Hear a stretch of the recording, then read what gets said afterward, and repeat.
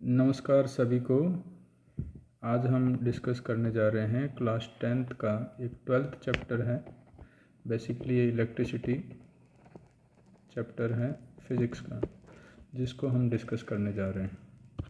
तो चलिए शुरू करते हैं और इसमें क्या क्या बेसिक बातें हैं उनको हम यहाँ पर डिस्कस करेंगे। तो सबसे पहले हम इलेक्ट्रिक चार्ज को डिस्कस कर लेते हैं, क्योंकि इलेक्ट्रिक करंट को हमें डिफाइन करना है तो पहले इलेक्ट्रिक चार्ज को समझना होगा।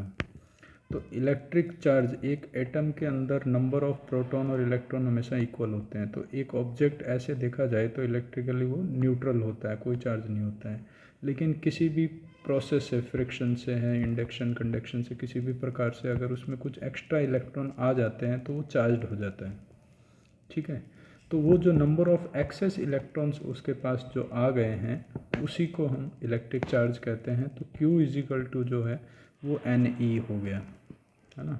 कई बार डिफिशेंसी ऑफ इलेक्ट्रॉन्स भी होते हैं, क्योंकि फ्रिक्शन में चार्ज एक से दूसरे में ट्रांसफ़र होते हैं। तो एक में नंबर ऑफ इलेक्ट्रॉन्स आए तो एक में चले गए। तो इसमें जिसमें आए हैं वो नेगेटिवली चार्ज हो गया, जिसमें से गए हैं वो पॉजिटिवली चार्ज हो गया। तो दोनों तरीके से आप समझ सकते हैं, लेकिन एक्सेस होने चाहिए, चाहे कम हो चाहे ज़्यादा हो। तो जितने एक्सेस इलेक्ट्रॉन है या जितनी कमी है वो उसके इलेक्ट्रिक चार्ज के बराबर होगा। तो आप सिंपल सा ये समझ लीजिए कि किसी भी ऑब्जेक्ट का जो चार्ज है वो नंबर ऑफ इलेक्ट्रॉन्स कितने हैं और एक इलेक्ट्रॉन का चार्ज कितना है। तो एक इलेक्ट्रॉन का चार्ज होता है 1.6 इंटू 10⁻⁻19 कूलम।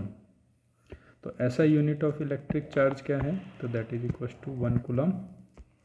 अब number of electrons in 1 coulomb charge, अगर एक कूलम चार्ज हम देखें तो उसमें कितने इलेक्ट्रॉन्स लगेंगे, क्योंकि एक इलेक्ट्रॉन का चार्ज हमारे पास है 1.6 इंटू 10⁻⁻19 कूलम। तो फॉर्मूला यही है Q is equal to N e. तो n हमें नंबर चाहिए यहाँ पर, तो n इजिकल टू क्या हो गया, Q अपॉन ई। तो एक कूलम चार्ज में ढूंढना है और एक इलेक्ट्रॉन का चार्ज 1.6 इंटू 10⁻⁻19 होता है। तो इसको सॉल्व कर लीजिए, कूलम से कूलम कैंसिल हो गया और ये हो गया आपका 10⁻⁻19 ऊपर जाएगा तो प्लस का हो गया। तो 1/0.6 जो है उसमें से एक 10 इधर ले लेते हैं ताकि कैलकुलेशन इजी हो जाएगी। तो यहाँ 10⁻18 हो गया। तो 10/1.6 जो है नियरली 6 होगा। तो यानी नंबर ऑफ इलेक्ट्रॉन्स जो है 1 कूलम चार्ज में नंबर ऑफ इलेक्ट्रॉन्स कितने हो गए, 6 इंटू 10⁻18। यानी यह संख्या बहुत ज़्यादा है, बहुत बहुत करोड़ों, मिलियन, अरबों। तो ये जो 1 कूलम चार्ज है इसमें इतने इलेक्ट्रॉन्स होते हैं। इसका मतलब एक कूलम जो चार्ज है वो बहुत बड़ी संख्या है, उसमें बहुत बड़ा अमाउंट है। अब इलेक्ट्रिक करंट को हमें यहाँ डिफाइन करना है। इलेक्ट्रिक चार्ज नहीं है यहाँ पर, इलेक्ट्रिक करंट को हम डिफाइन कर रहे हैं, आई को। तो किसी भी कंडक्टर है और उसमें करंट फ्लो हो रहा है, इसका मतलब क्या हो रहा है, उसमें इलेक्ट्रॉन्स फ्लो हो रहे हैं। ठीक है ना। तो the rate of flow of electric charge through a conductor is known as electric current. यहाँ पे इलेक्ट्रिक करंट यानी किसी भी कंडक्टर में rate of flow of electric charge जो है that is called the electric current. तो इलेक्ट्रिक करंट को हम सिंपली डिफाइन कर सकते हैं कि I is equal to Q by T. इसको हम delta Q by delta T भी लिख सकते हैं, लेकिन मैंने सिंपल फॉर्मेट में लिख दिया Q बाई टी। तो ऐसा ही unit of electric current is ampere. Ampere जो है एक साइंटिस्ट का नाम था जिन्होंने इस कॉन्सेप्ट को दिया, इसलिए उनके नाम पर ये इनकी यूनिट रखी गई है। तो एम्पियर हो गया, ठीक है। और एक एम्पियर को अगर हमें डिफाइन करना है तो इसी फॉर्मूले से देखिए कि I is equal to Q by T. तो I जो है ये 1 कब होगा, जब Q भी 1 होगा, T भी 1 होगा। यानी अगर एक कूलम चार्ज ले लें, 1 सेकंड तक वो फ्लो हो, तो उसमें करंट जो है 1 एम्पियर के बराबर होगा।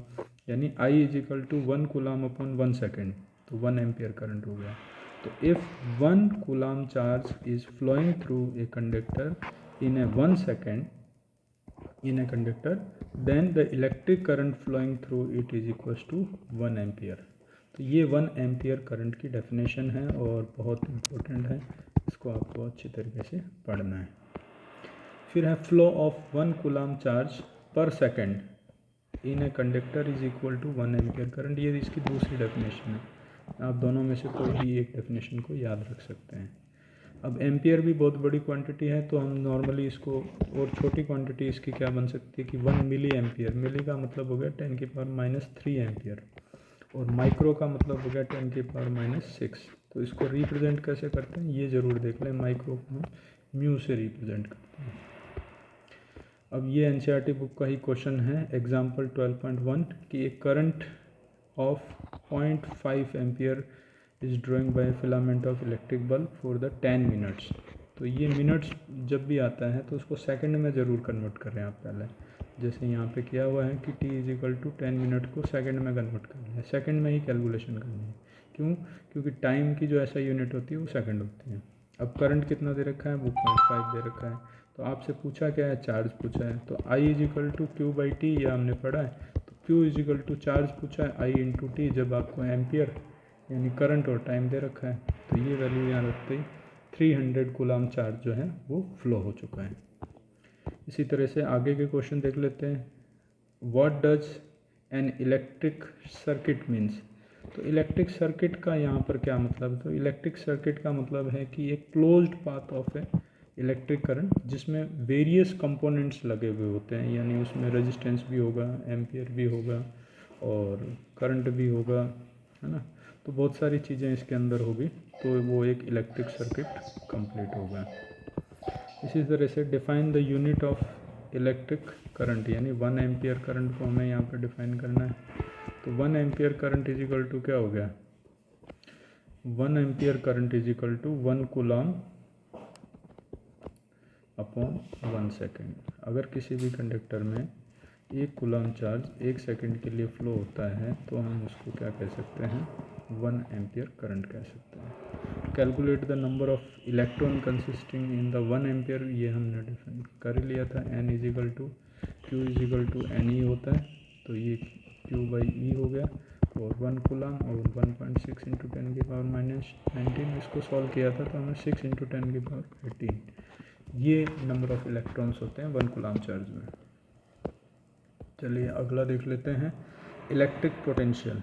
तो इलेक्ट्रिक पोटेंशियल क्या होता है, तो पोटेंशियल का मतलब कोई भी चीज़ है कि इसमें कितना पोटेंशियल है ना। तो इसको जनरल चीज़ से हम समझते हैं कि जैसे पानी है वो हमेशा हायर एल्टीट्यूड से यानी ऊंचाई से, ज़्यादा ऊंचाई से कम ऊंचाई वाले एरिया में फ़्लो होता है अपने आप। इसी तरह से हवा जो है, एयर, हायर प्रेशर से लोअर प्रेशर की तरफ फ्लो होती है। तो ये नेचुरल कन्वेंशन है। इसी तरह से जो हमारा इलेक्ट्रिक करंट है वो भी हाई पोटेंशियल से लोअर पोटेंशियल की तरफ फ्लो होता है। आप सर्किट में देखते हैं ना, एक प्लस और एक माइनस टर्मिनल है, तो हम कहते हैं प्लस से माइनस की तरफ करंट फ्लो हो रहा है। तो इसका मतलब यह पोटेंशियल का कुछ डिफरेंस है और उस वजह से फ्लो हो रहा है। अगर पोटेंशियल का डिफरेंस नहीं है, दोनों के पोटेंशियल बराबर है, सपोज ये 5 वोल्ट पर है, ये 5 वोल्ट पर है, तो क्या करंट फ्लो होगा?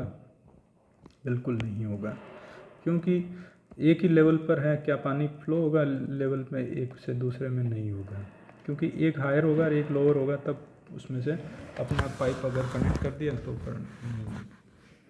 जो वाटर है वो फ्लो होने लग जाएगा, अदरवाइज नहीं होगा। तो इसका मतलब जब इलेक्ट्रिक करंट को फ्लो होने के लिए पोटेंशियल डिफरेंस की ज़रूरत होती है, पोटेंशियल का डिफरेंस होगा तभी करंट फ्लो होगा। तो इलेक्ट्रिक पोटेंशियल को हम डिफाइन कैसे करेंगे, इलेक्ट्रिक पोटेंशियल डिफरेंस को एक्चुअली, तो V = हो गया W/Q, यानी अगर Q को मैं 1 कूलम ले लूँ तो ये डेफिनेशन को डिफाइन करना मेरे लिए आसान हो जाएगा, अदरवाइज ऐसे भी कर सकते हैं। तो इसको हमने 1 कूलम ले लिया, तो 1 कूलम लेंगे तो यहाँ पर V = W हो गया।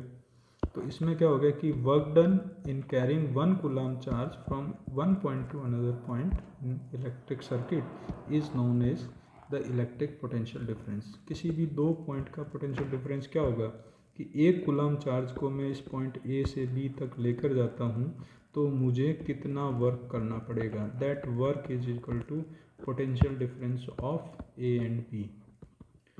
ठीक है, इसकी ऐसा यूनिट क्या हो गई, वोल्ट हो गई, और 1 वोल्ट जो है दैट इज इक्वल टू, इसी फॉर्मूले से आप पहले वाला जो फॉर्मूला था ना, मेन फॉर्मूला W/Q, इससे आप देख सकते हैं कि ये 1 जूल और ये 1 कूलम। तो 1 वोल्ट को भी अगर डिफाइन करना है तो अगर कोई भी 1 कूलम चार्ज को एक जगह से दूसरी जगह तक ले जाने में अगर हमें 1 जूल वर्क करना पड़े, है ना, तो उसका जो पोटेंशियल डिफरेंस होगा that is equal to 1 volt. How much work is done in moving 2 coulomb charge, यानी क्यू दे दिया आपको, और 2 पॉइंट्स पोटेंशियल डिफरेंस जिसका 12 वोल्ट है। तो पोटेंशियल डिफरेंस का फॉर्मूला क्या हो गया, वर्क अपॉन चार्ज क्यू। तो आपको फाइंड आउट करना है डब्ल्यू, तो डब्ल्यू इज इक्वल टू हो गया V into Q, cross multiply करेंगे तो अब दोनों ही चीज़ें आपको दे रखी हैं। तो बहुत सिंपल सा क्वेश्चन है ये। अब क्वेश्चन यहाँ पर दे रखा है कि name and device that helps to maintain the potential difference across a conductor. तो ये भाई एक आपका शेल या बैटरी होता है जो पोटेंशियल डिफरेंस को यहाँ पर मेंटेन करता है। What do you mean by saying the potential difference between the 1 volt? तो यानी 1 वोल्ट की डेफिनेशन है। 1 वोल्ट का मतलब 1 कूलम चार्ज को अगर हमें एक पॉइंट से दूसरे पॉइंट तक ले जाने में 1 जूल वर्क करना पड़ रहा है, तो that is equal to the 1 coulomb 1 volt potential difference. How much energy to be the 1 each coulomb charge flow through the 6 volt battery. तो यानी वी आपको 6 वोल्ट दे दिया, क्यू आपको 1 कूलम दे दिया, तो आपको एनर्जी पूछा है, तो पहले वर्क निकाल लो। वर्क और एनर्जी बराबर होती है, तो डब्ल्यू जो है वो वी इंटू क्यू हो गया, तो ये आपका 6 है और ये 1 है, तो यानी 6 जूल। तो 6 जूल वर्क करना पड़ा और वही जो है वो एनर्जी में तब्दील हो गया, यानी एनर्जी जो है कितनी एनर्जी चाहिए, 6 जूल एनर्जी चाहिए, क्योंकि वर्क और एनर्जी दोनों की यूनिट जो होती है वो सेम होती है। तो इस तरह से हमने अभी जो है एक बेसिक चीज़ें यहाँ पर क्लियर की हैं, क्योंकि ओम्स लॉ पढ़ने के लिए आपको ये चीज़ें ज़रूरी हैं। तो ये बेसिक चीज़ें जब आपको समझ में आ जाएगी तो ओम्स लॉ है, फिर रेजिस्टेंस और रेजिस्टिविटी है, उसको हम डिफाइन करेंगे, फिर उनके फैक्टर्स देखेंगे, रेजिस्टेंस और रेजिस्टिविटी किस पे डिपेंड करती है, उनके न्यूमेरिकल क्वेश्चंस होंगे, और सीरीज़ और पैरेलल कॉम्बिनेशन होगा, इलेक्ट्रिक एनर्जी पावर होगा। तो बहुत सिंपल सा चैप्टर है, कॉन्सेप्ट है, थोड़ा सा समझना है। तो एक बार क्विक रिवीजन कर लेते हैं और मिलेंगे फिर हम अगले वीडियो में। तो इलेक्ट्रिक चार्ज का फॉर्मूला आप सीधा सा याद रखिए, Q is equal to N E होता है, ऐसा यूनिट इसकी कूलम होती है, ठीक है। और एक कूलम चार्ज में ये इलेक्ट्रॉन का चार्ज आप जरूर याद रखिए, 1.6 × 10⁻⁻19। Electric current, rate of flow of electric charge through a conductor हो गया, यानी I is equal to Q by T हो गया, इसकी यूनिट जो है एम्पियर होती है। फिर हमने ये कुछ क्वेश्चंस किए। फिर इलेक्ट्रिक पोटेंशियल, तो इलेक्ट्रिक पोटेंशियल डिफरेंस के कारण ही करंट फ्लो होता है। इलेक्ट्रिक पोटेंशियल को डिफाइन करना क्यों ज़रूरी है, क्योंकि तभी तो करंट फ्लो होगा। और इलेक्ट्रिक पोटेंशियल डिफरेंस जो है वो आपका हो गया the work done in carrying 1 coulomb charge from 1 point to another point is equal to the potential difference. तो पोटेंशियल डिफरेंस को हमने डिफाइन किया, इसकी यूनिट 1 वोल्ट हो गई, और ये वाले हमने सिंपल क्वेश्चन किए। हाँ, इसमें 2 चीज़ें आप ऐड कर सकते हो, एक है अमीटर जो सर्किट में करंट को मेजर करता है, वो डिवाइस अमीटर कहलाती है, और एक होता है वोल्ट मीटर। तो वोल्ट मीटर क्या हो गया, कि जो वोल्टेज मेजर करने के लिए हम काम में लेते हैं। ये 2 चीज़ें आपको ऐड कर दी। ये हमेशा सीरीज़ में लगती है, ये थोड़ा सा मैं आपको बता दूं, ये हमेशा पैरेलल में लगता है। इन चीज़ों को आप याद रखिए। और ये एक लो रेजिस्टिव डिवाइस होती है, इसका रेजिस्टेंस कम होता है, और इसका जो है हाई रेजिस्टेंस होता है। बाकी इसको आगे और डिस्कस करेंगे। Okay, thank you.